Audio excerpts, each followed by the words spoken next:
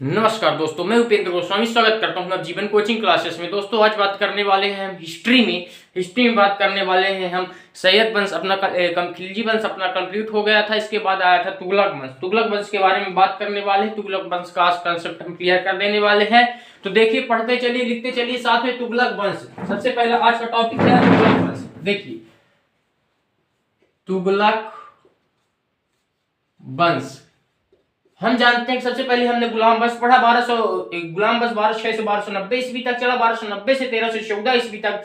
1290 से 1320 ईस्वी तक खिलजी वंश चला। और 1320 से 1414 ईस्वी तक चलने वाला है अपना तुगलक वंश। कौन सा वंश चलने वाला है साथियों? तुगलक वंश।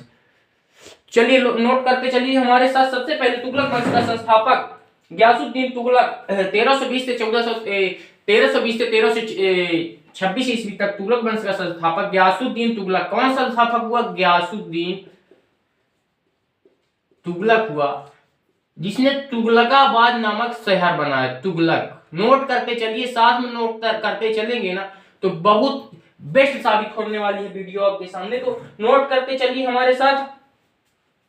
इसने 1320 से 1325 ईस्वी में सबसे पहले इसने तुगलकाबाद नामक शहर बनाया। तुगलकाबाद दिल्ली में कौन सा शहर बनाया? तुगलकाबाद नामक शहर बनाया। इसने अनेक नहरों का निर्माण करवाने वाला यही शासक था। नहरों की सिंचाई के लिए नहरों का निर्माण करने वाला यही शासक था। इसने 1313 में अपने बेटे जैनू खां को तेलंगाना में मिशन पर भेजा, जिसमें तेलंगाना का नाम बदलकर इसने सुल्तानपुर कर दिया। अपने बेटे को तेलंगाना मिशन पर भेजा। किस मिशन पर? तेलंगाना मिशन पर। और तेलंगाना का नाम बदलकर इसने सुल्तानपुर कर दिया। कौन कर दिया? सुल्तानपुर। इसने सिंचाई के लिए नहरों का निर्माण कौन करवाया था? इसी ने करवाया था। सिंचाई के लिए नहरों का निर्माण करवाने वाला यही शासक था, जिसका नाम था गयासुद्दीन तुगलक। साथियों, गयासुद्दीन तुगलक। लिखते चलिए हमारे साथ, लिखते चलिए। इसकी मृत्यु 1325 में लकड़ी से बने महल में हो गई थी। लकड़ी से बने महल में 1325 ईस्वी में इसकी हत्या कर दी गई थी। हत्या लकड़ी के बने महल में। इसके बाद बने महल में। इसके बाद कौन गद्दी पर बैठता है? इसके बाद गद्दी पर बैठने वाला शासक का नाम था मोहम्मद बिन तुगलक। 1325 से 1351 ईस्वी तक मोहम्मद बिन तुगलक चलता है। फिर फिरोज शाह तुगलक आता है। मोहम्मद बिन तुगलक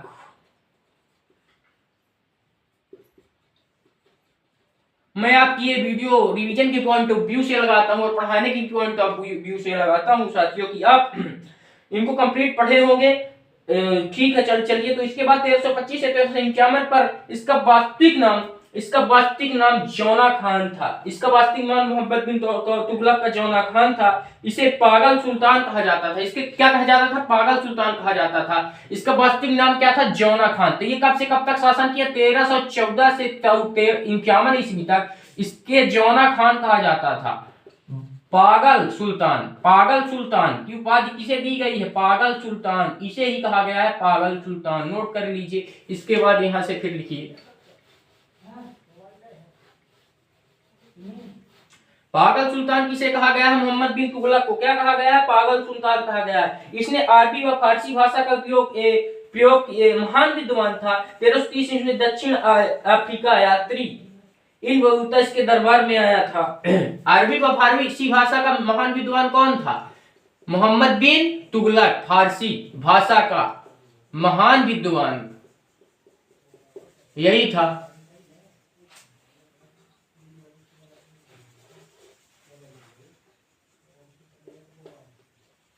अरबी व फारसी भाषा का महान विद्वान था मोहम्मद बिन तुगलक। इसने इसके उसमें दक्षिण अफ्रीका के दक्षिण अफ्रीका के महान इब्न बतूता इसके दरबार में आए थे। इब्न बतूता क्या नाम है इनका? इब्न बतूता इसके दरबार में आए थे। कब आए थे? 1330 ईस्वी में दक्षिण अफ्रीका के इब्न बतूता इसी के दरबार में आए थे। नोट करते चलिए हमारे साथ।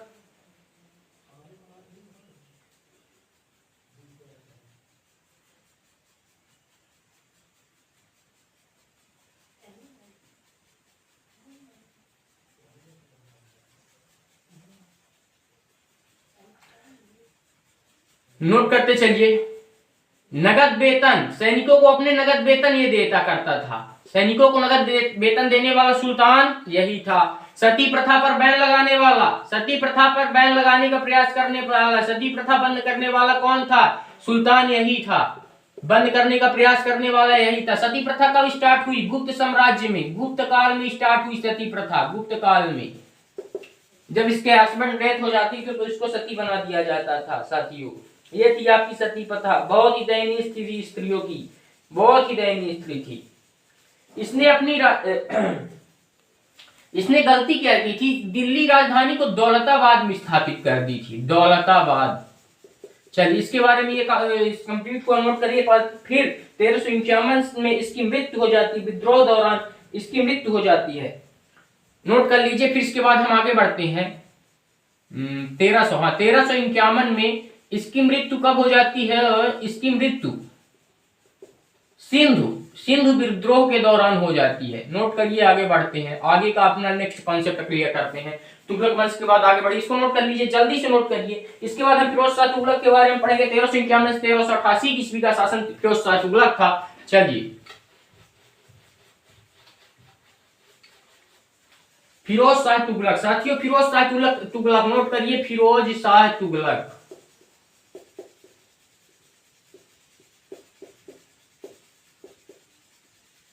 1351 से 1388 तक इसने शासन किया, फिरोज शाह तुगलक ने। फिरोज शाह दिल्ली सल्तनत का अकबर कहा जाता था। इसके शासनकाल में 6 शहर बसाए गए। सिंचाई के लिए नहरों का सबसे ज्यादा नहरें इसी ने चलवाई। इसे अकबर की संज्ञा दी गई है। दिल्ली काल का अकबर कहा जाता था। सिंचाई के लिए सबसे ज्यादा नहरें कौन बनवाया था? सिंचाई के लिए सबसे ज्यादा नहरें इसी ने बनवाया था, फिरोज शाह तुगलक।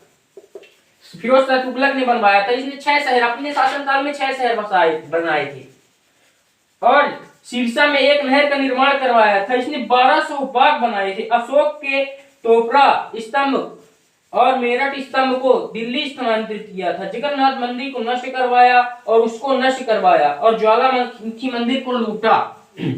जगन्नाथ मंदिर को नष्ट करवाने वाला कौन था? मंदिर को नष्ट करवाया, ज्वालामुखी मंदिर को लूटा, फिरोज शाह तुगलक।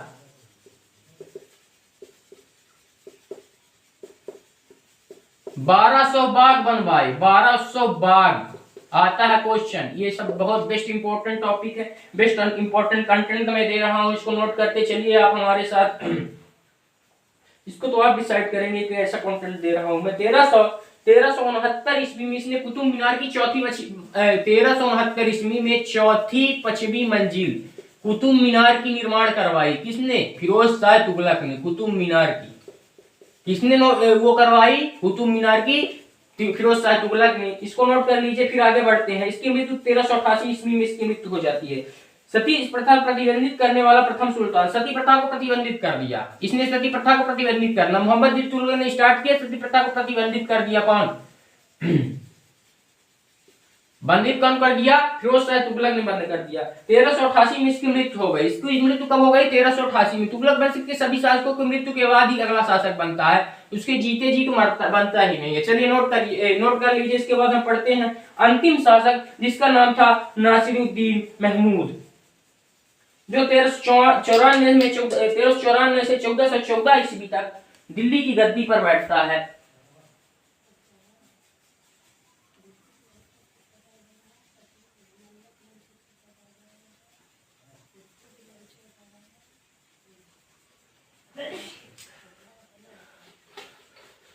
नासिरुद्दीन महमूद।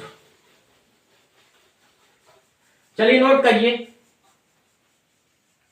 नेक्स्ट शासक नासिरुद्दीन महमूद। क्या था शासक का नाम? नासिरुद्दीन महमूद। नारिनुद्दीन महमूद। ये कब से कब तक बनता है साथियों? 1396 से 1414 ईस्वी तक यह शासनकाल में रहता है। इसके शासनकाल में तैमूर का शासन हुआ। तो इसके शासनकाल में 1398 ईस्वी में दिल्ली सल्तनत पर तैमूर का आक्रमण हुआ। खजीना खान के द्वारा महमूद को सिंहासन से हटाया गया। तैमूर का आक्रमण किसके शासनकाल में हुआ? तैमूर का आक्रमण इसी के शासनकाल में हुआ। तैमूर का आक्रमण हुआ, खदीजा खान द्वारा इसे सिंहासन से हटा दिया गया, सिंहासन से हटा दिया गया। यही एक था जिसको सिंहासन के हटा दिया गया। बा दिल्ली में बा फिर सैयद वंश की स्थापना की गई, जिसमें सैयद वंश की स्थापना की गई खरीजा खान ने की, जिसमें 1414 से खरीजा खान कौन था सैयद वंश का संस्थापक? खदीजा खान था। इसने सिंहासन से किसको हटा दिया? नासिरुद्दीन महमूद को हटा दिया। वह 1414 ईस्वी में सिंहासन पर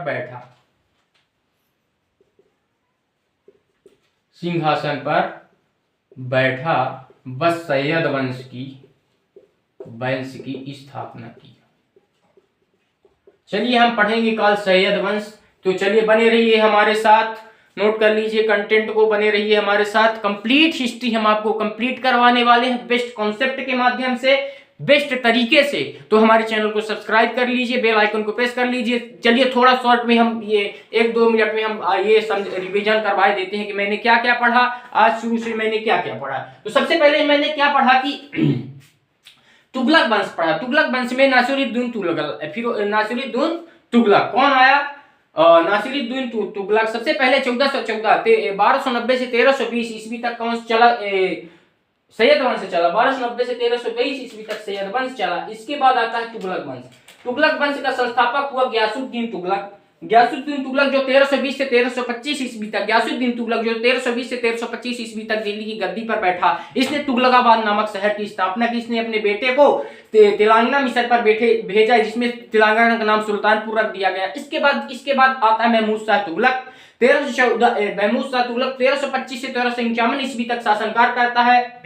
मोहम्मद शाह तुगलक जो नहरों का निर्माण करवाया, सती प्रथा पर बैन लगवाने की कोशिश की। ये महान अरबी व फारसी का महान विद्वान हुआ करता था। इसके बाद आता फिरोज शाह तुगलक। 1351 से 1388 ईस्वी तक फिरोज शाह तुगलक ने सती प्रथा को एकदम से बैन करवा दिया। फिरोज शाह तुगलक ने और मंदिरों को लूटा, बाग बनवाए और सिंचाई के लिए नहरों की स्थापना करने वाला फिरोज शाह तुगलक था साथियों। इसके बाद नसीरुद्दीन महमूद आता है। नसीरुद्दीन महमूद 1394 ईस्वी से 1414 ईस्वी तक चलता है। इसके बाद 1414 ईस्वी तक सैयद वंश खलीदा खान ने इसको सिंहासन पे हटाकर सैयद वंश की स्थापना की 1414 ईस्वी में। चलिए धन्यवाद साथियों। कैसा लगा हमारा कंटेंट? अच्छा लगा तो चैनल को सब्सक्राइब कर लीजिए, बेल आइकन को प्रेस कर लीजिए। चलिए मिलते हैं आपसे नेक्स्ट वीडियो में। धन्यवाद।